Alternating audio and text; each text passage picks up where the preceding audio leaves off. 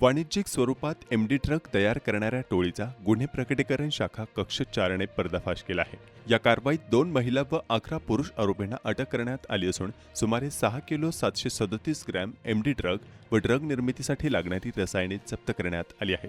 नयानगर परिसरातील एका फ्लॅटवर छापा टाकून पोलिसांनी सुरुवातीला 1 किलो 324 ग्रॅम एमडी जप्त केले। तपास वाढवत मालवणी, आझमी नगर आणि मनोरी गोराई परिसरात कारवाई करण्यात आली।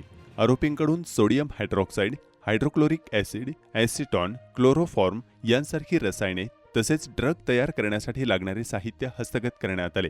या प्रकरणी एनडीपीएस कायद्यानुसार गुन्हा दाखल करण्यात आला असून पुढील तपास गुन्हे प्रकटीकरण शाखा कक्ष 4 करत आहेत।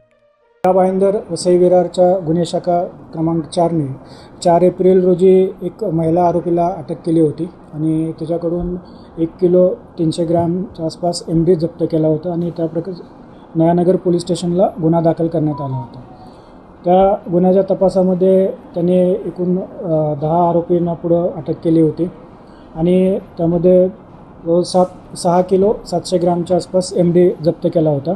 काल आरोपी नंबर 12 आणि 13 यांच्याकडे केलेल्या तपासामध्ये त्यांनी दिलेल्या निवेदनानुसार मालवणी या